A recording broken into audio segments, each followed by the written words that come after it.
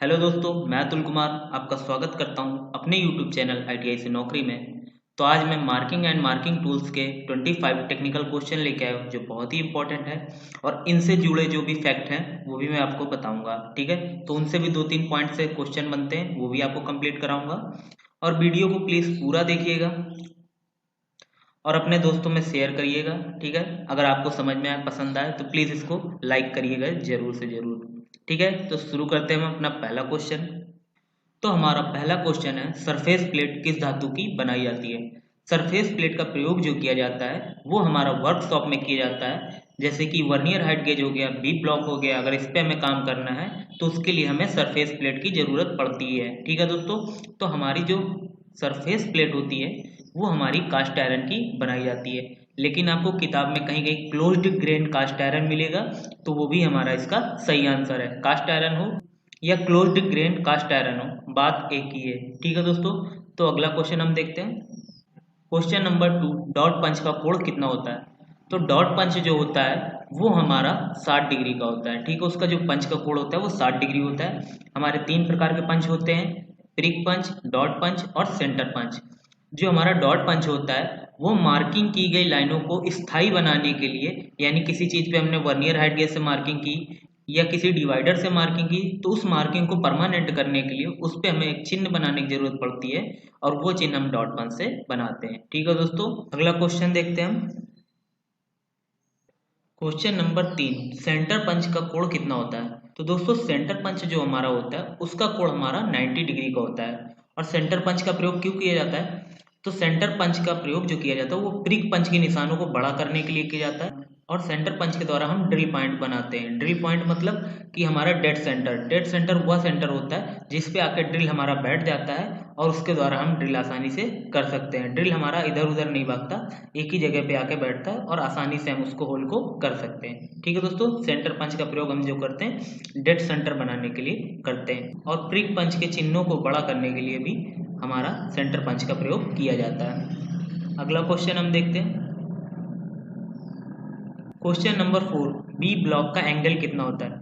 तो दोस्तों B block का एंगल जो होता है वो आपको 90 डिग्री होता है।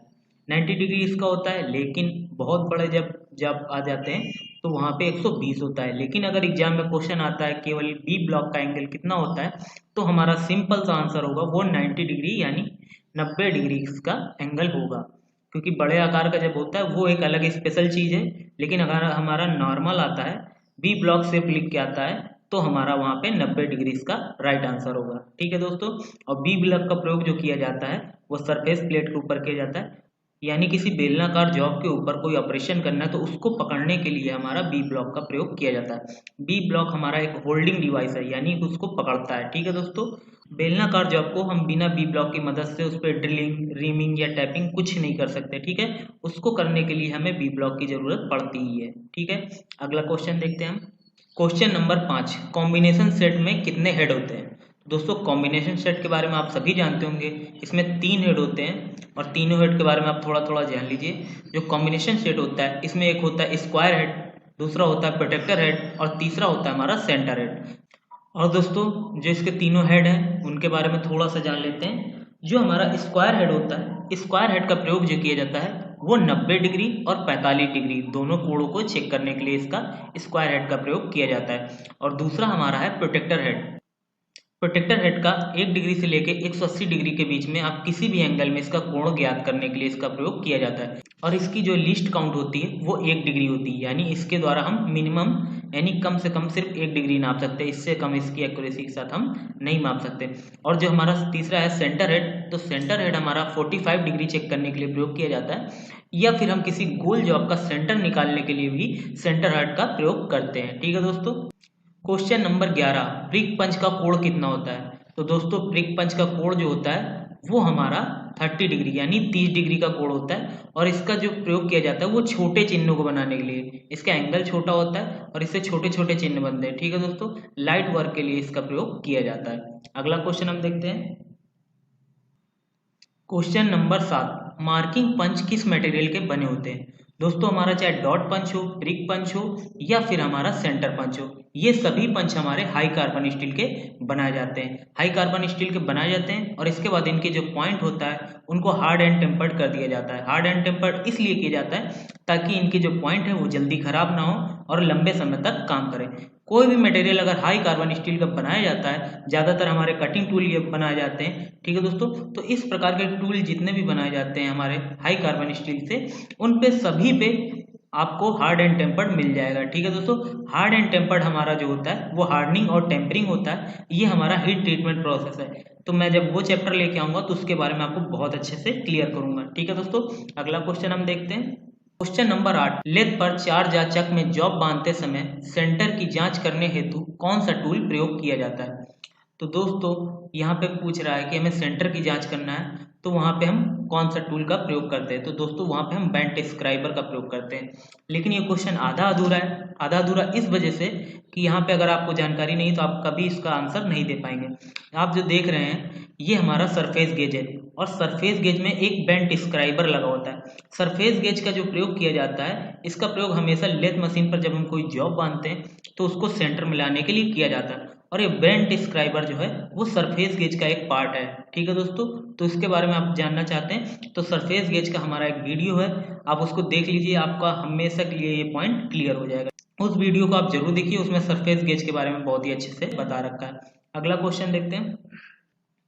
क्वेश्चन नंबर 9, सरफेस गेज का स्पिंडल किस धातु का बना होता है। तो सरफेस गेज का जो स्पिंडल होता है वो हमारा माइल्ड स्टील का बना होता है। माइल्ड स्टील का क्यों बना होता है, क्योंकि ये किसी कटिंग टूल की तरह प्रयोग नहीं होता, सिर्फ एक सपोर्टिंग डिवाइस है। यानी कि स्पिंडल है, उस पर हमारा बेंट स्क्राइबर लगा होता है और ये फिक्स रहता है, ठीक है। तो इसकी जरूरत नहीं है किसी कटिंग के लिए, ये हमारा साधारण माइल्ड स्टील का बना होता है। और जो स्क्राइबर होता है वो हाई कार्बन स्टील का बना होता है, क्योंकि उसके द्वारा हमें वहाँ पे सेंटर लगाना पड़ता है, वो टच होता है और जो चीज़ टच होती है उसका घिसने का चांस ज़्यादा रहता है, तो वो हमेशा हार्ड बनाया जाता है। और जो नॉर्मल वर्क के लिए होता है, किसी के साथ टच नहीं होना है, किसी को काटना नहीं है, तो वो हमारा माइल्ड स्टील का भी चल जाता है, ठीक है। अगला क्वेश्चन हम देखते हैं।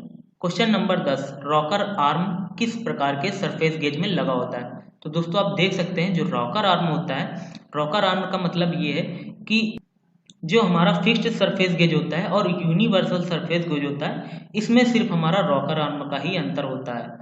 और रॉकर आर्म क्या होता है, रॉकर आर्म की मदद से ही हम सरफेस गेज को किसी भी एंगल में मूव कर सकते हैं, आगे पीछे। तो ये हमारा यूनिवर्सल काम जो होता है वो रॉकर आर्म की मदद से ही होता है, ठीक है दोस्तों। रॉकर आर्म की मदद से स्पिंडल हमारा आगे पीछे किसी भी एंगल में आप इसको एडजस्ट कर सकते हैं, ठीक है। और फिक्स्ड टाइप जो होता है वो एक सॉलिड स्पिंडल होता है, लगा होता है, उसमें रॉकर आर्म नहीं लगा होता। तो इसका जो हमारा राइट आंसर होगा वो होगा यूनिवर्सल सरफेस गेज, ठीक है दोस्तों। और यूनिवर्सल सरफेस गेज और फिक्स्ड सरफेस गेज में सिर्फ एक यही अंतर है, बाकी दोनों एक ही तरह से काम करते हैं। अगला क्वेश्चन हम देखते हैं। क्वेश्चन नंबर 11, किस पंच में हैमर से चोट लगाने की जरूरत नहीं पड़ती।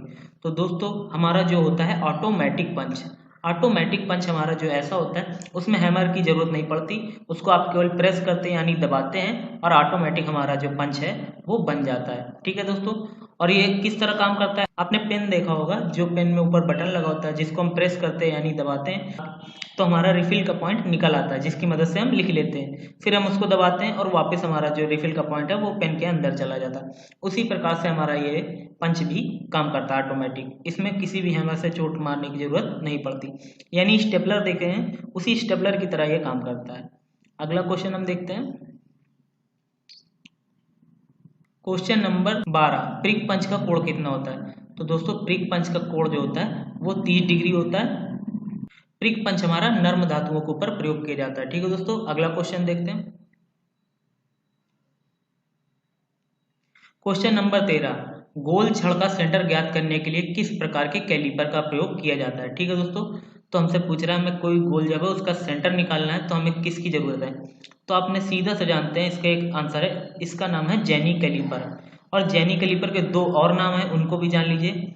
जेनी कैलिपर को ऑडलेक कैलिपर भी कहते हैं और जेनी कैलिपर को हार्मोफ्रोडाइट कैलिपर भी कहते हैं। और जेनी कैलिपर का प्रयोग जो किया जाता है किसी जॉब का सेंटर ज्ञात करने के लिए और जॉब के पैरेलल समांतर लाइन खींचने के लिए भी किया जाता है, ठीक है दोस्तों। यानी जॉब के सरफेस के साथ साथ वो पैरेलल लाइन भी खींच सकता है। अगला क्वेश्चन हम देखते हैं।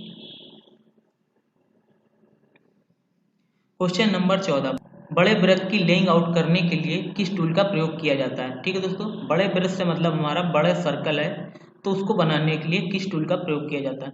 तो दोस्तों इसका option number A right answer है, ट्रेमल।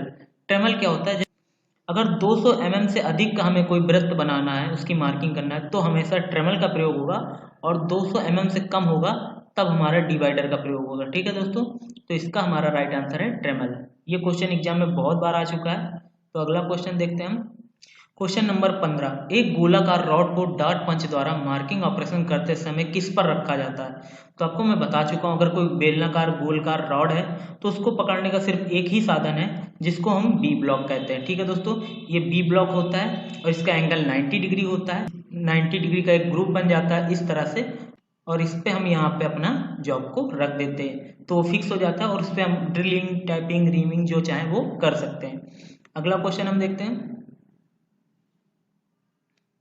क्वेश्चन नंबर 16, स्क्राइबर के पॉइंट का कोण कितना होता है। तो दोस्तों स्क्राइबर जो होता है, स्क्राइबर का जो हमारा पॉइंट होता है वो 12 से 15 डिग्री होता है। ठीक है दोस्तों, और स्क्राइबर जो हमारा कहाँ प्रयोग किया जाता है, ये हमारा सरफेस गेज के साथ प्रयोग किया जाता है। इस चीज़ को आप जरूर ध्यान रखिए, और आप हमारा सरफेस गेज का वीडियो एक बार जरूर देख लीजिए, क्योंकि सरफेस गेज से बहुत ही क्वेश्चन बनते हैं। अगला क्वेश्चन हम देखते हैं। क्वेश्चन नंबर 17, बी ब्लॉक किस ग्रेड में पाए जाते हैं। तो दोस्तों हमारे जो बी ब्लॉक होते हैं वो ए और बी ग्रेड में पाए जाते हैं, और ए ग्रेड वाले जो बी ब्लॉक होते हैं वो हमारे बहुत ही परिशुद्ध होते हैं, यानी बहुत ही एक्यूरेसी में काम करना होता है, वहाँ हम ए ग्रेड का प्रयोग करते हैं। और जो बी ग्रेड वाले बी ब्लॉक होते हैं वो थोड़ा कम एक्यूरेसी में पाए जाते हैं। ठीक है दोस्तों, हमारे ए ग्रेड के जो बी ब्लॉक होते हैं ये काफ़ी परिशुद्ध होते हैं, बहुत ही ज़्यादा एक्यूरेट होते हैं, और ये जो होते हैं ये 100 mm की लंबाई तक का पाए जाते हैं। तो दोस्तों, और जो बी ग्रेड वाले बी ब्लॉक होते हैं ये हमारे ए वाले से थोड़ा कम परिशुद्ध होते हैं, यानी कम एक्यूरेसी वाले होते हैं, और ये हमारे 300 mm लंबाई तक पाए जाते हैं। ठीक है दोस्तों, तो ए ग्रेड वाले हमारे 100 mm लंबाई तक पाए जाते हैं, और बी ग्रेड वाले हमारे 300 mm लंबाई तक पाए जाते हैं। अगला क्वेश्चन हम देखते हैं। क्वेश्चन नंबर 18, स्क्राइबर किस धातु का बना होता है।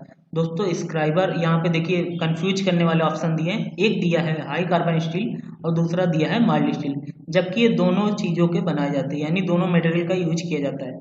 लेकिन अगर ऑप्शन में हाई कार्बन स्टील है तो ये हमारा सबसे पहला राइट आंसर होना चाहिए। क्यों होना चाहिए, क्योंकि स्क्राइबर हमारा हार्ड मटेरियल बनाते हैं। माइल्ड स्टील जो होता है, माइल्ड स्टील का प्रयोग करते हैं, तो माइल्ड स्टील को हार्ड बनाने के लिए उस पर केस हार्डनिंग कर देते हैं। केस हार्डनिंग क्या होता है कि कोई भी जॉब है हमारा, उसकी हमने ऊपरी सरफेस को यानी ऊपरी सतह को हार्ड कर दिया, तो उसको ऊपरी सतह को केस कहते हैं, तो केस को हार्ड कर दिया तो वो हमारा केस हार्डनिंग हो गया।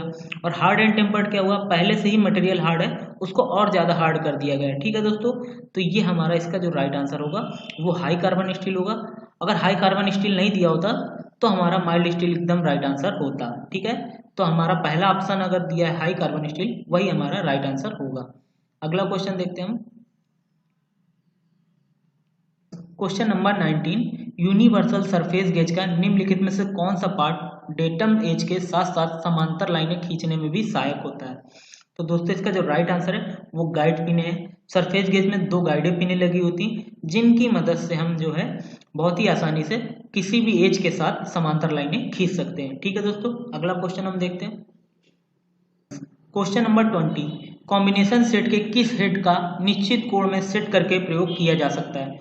तो दोस्तों आपको जो बताया इसका प्रोटेक्टर हेड होता है वो हमारा 1 डिग्री से लेके 180 डिग्री के बीच में आप आसानी से चेक कर सकते हैं, और स्क्वायर हेड होता है उसके द्वारा आप 90 और 45 दोनों डिग्री को चेक कर सकते हैं, और सेंटर हेड के द्वारा आप 45 डिग्री का कोण चेक कर सकते हैं और किसी जॉब का सेंटर भी निकाल सकते हैं। और ये जो रूल होता है ये रूल हमारा एक स्टील रूल की तरह ही होता है, जिसपे कि हमारे तीनों head square head, protector head और सेंटर हेड फिक्स कर दिए जाते हैं, और जिनकी मदद से हम उस पर अलग अलग कार्य कर सकते हैं। ठीक है दोस्तों, अगला क्वेश्चन हम देखते हैं।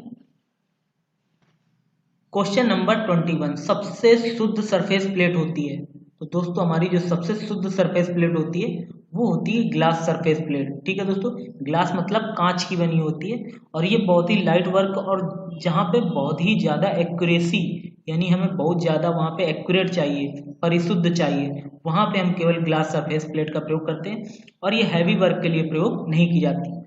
और दोस्तों सरफेस प्लेट की ज़्यादा जानकारी के लिए आप हमारा सरफेस प्लेट वाला वीडियो देख लीजिए, उसमें आपको काफ़ी कुछ क्लियर हो जाएगा। ठीक है, उसमें फिगर भी बना के मैंने समझाया है। अगला क्वेश्चन हम देखते हैं। क्वेश्चन नंबर 22, डेड सेंटर बनाने के लिए किस पंच का प्रयोग किया जाता है ड्रिल करने के लिए? तो इसका राइट आंसर है सेंटर पंच। और सेंटर पंच का प्रयोग वहाँ किया जाता है, मान लीजिए किसी जगह हमने मार्किंग किया कि यहाँ पे हमको होल बनाना है, तो होल बनाने से पहले वहाँ पे एक पॉइंट बनाना पड़ता है जिसको डेड सेंटर कहते हैं, और वो हम सेंटर पंच की मदद से बनाते हैं, क्योंकि ड्रिल हमारा जो आता है इसी पे बैठ जाता है, यानी फिक्स हो जाता है पॉइंट उसका, और आसानी से हम वहाँ पे राइट जगह पे ड्रिल कर लेते हैं, हमारा ड्रिल इधर उधर नहीं भागता। उसके लिए हमारा सेंटर पंच का प्रयोग किया जाता है। ठीक है दोस्तों, अगला क्वेश्चन हम देखते हैं। क्वेश्चन नंबर 23, कॉम्बिनेशन सेट किस मटेरियल का बना होता है? तो दोस्तों हमारा जो कॉम्बिनेशन सेट होता है वो हमारा कास्ट स्टील का बना होता है, यानी कास्ट स्टील किसके जो पार्ट होते हैं वो हमारा स्क्वायर हेड, प्रोटेक्टर हेड और सेंटर हेड होता है। जो हमारा स्टील रूल इसमें लगा होता है वो हमारा हाई कार्बन स्टील का होता है या फिर एलॉय स्टील का होता है और हार्ड एंड टेम्पर्ड होता है। ठीक है दोस्तों, अगला क्वेश्चन देखते हैं। क्वेश्चन नंबर 24, हल्की धातुओं एल्युमिनियम तांबा में मार्किंग करने के लिए किस पंच का प्रयोग किया जाता है? तो दोस्तों यहाँ पे प्रिक पंच का प्रयोग किया जाता है। प्रिक पंच का प्रयोग हमेशा लाइट धातु यानी हल्की धातुओं के लिए किया जाता है। ठीक है दोस्तों, अगला क्वेश्चन हम देखते हैं। क्वेश्चन नंबर 25, इनमें से कौन कॉम्बिनेशन सेट का भाग नहीं है? अभी तक मैंने कॉम्बिनेशन सेट के बहुत सारे क्वेश्चन इसमें आपको बता रखे हैं, तो ये क्वेश्चन आपके लिए बनता ही है। ठीक है दोस्तों, तो इसका आंसर प्लीज़ और प्लीज़ जरूर दीजिएगा, इससे मुझे बहुत खुशी होती है, तो इतना मेरी खुशी के लिए आप लोग कर सकते हैं। तो ठीक है दोस्तों, एक बार फिर से आप लोगों से रिक्वेस्ट है कि प्लीज़ इसको शेयर एंड सब्सक्राइब जरूर करें और बेल आइकन जरूर प्रेस करें ताकि आने वाला वीडियो आपको तुरंत मिल सके। और आप बस तैयारी करते रहिए, थोड़ा वीडियो देखिए, थोड़ा किताब से पढ़िए, आपको हर चीज़ क्लियर होगी और आप एग्जाम में सक्सेस होंगे। ओके दोस्तों, थैंक यू।